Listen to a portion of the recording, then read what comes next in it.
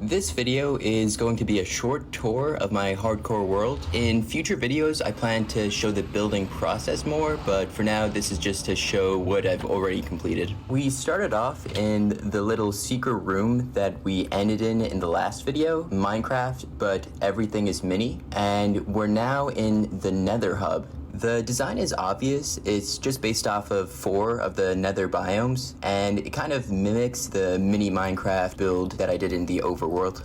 I decided not to build the nether wasteland because, let's be honest, that biome kinda sucks. I thought it would be a unique idea to put my main storage system in the nether versus the overworld that most other storage systems are found in.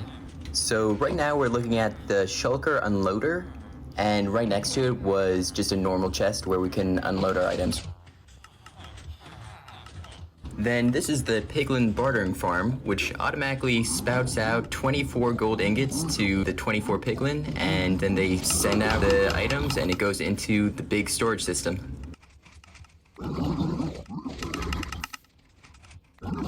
And finally, we're heading over to the auto smelter, where we just put in whatever needs to be smelted, and it will output the results right into our storage system as well. I included little areas of glass, so you can see what's actually going on when you flip on each of these switches.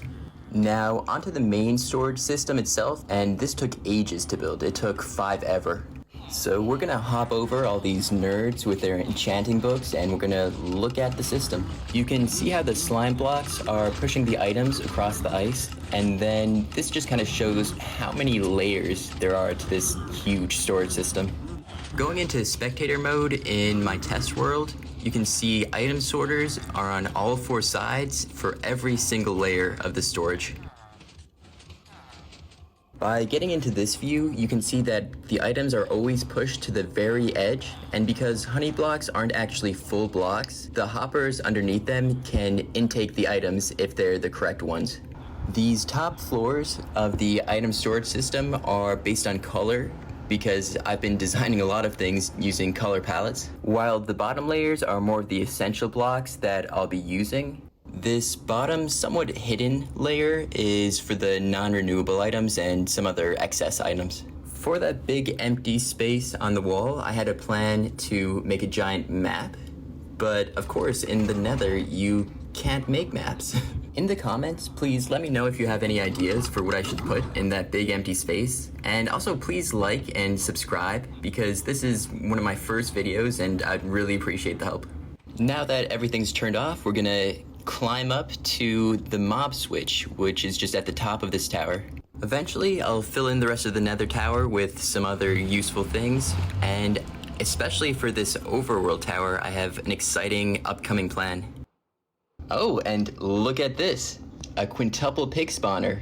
Now, this is one of the reasons why I chose this seed. There's a very rare glitch where if a buried treasure overlaps with a spawner, and there are solid blocks next to it, it can actually replicate the spawner, and since it loses its MBT values, it turns into a pig spawner. The pig spawners actually work, and this is the closest quintuple pig spawner found to spawn yet. This was in version 1.17, so I made sure to explore the world to this quintuple pig spawner and to the stronghold before updating to 1.18. Not only does the seed have those pig spawners, but by doing the update, it also has 2 strongholds very close to each other, and it has a double blaze spawner in a very nearby nether fortress.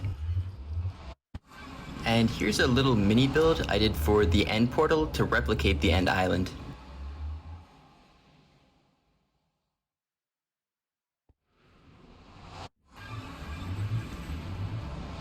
I'll head east at this iceboat crossroad to show you the Warden mob switch and the ancient city area.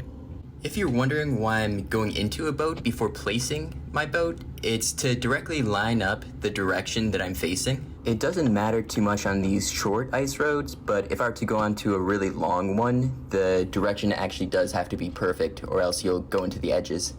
And here's the Warden Switch that I built.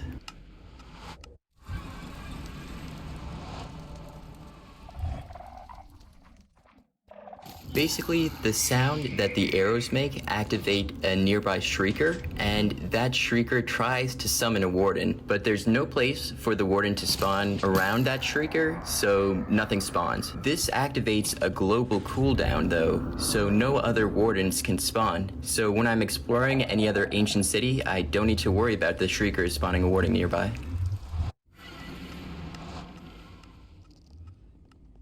Now I'm just heading back to the Nether Hub, which is only about 100 blocks away, so you can kind of see how close everything is in this world.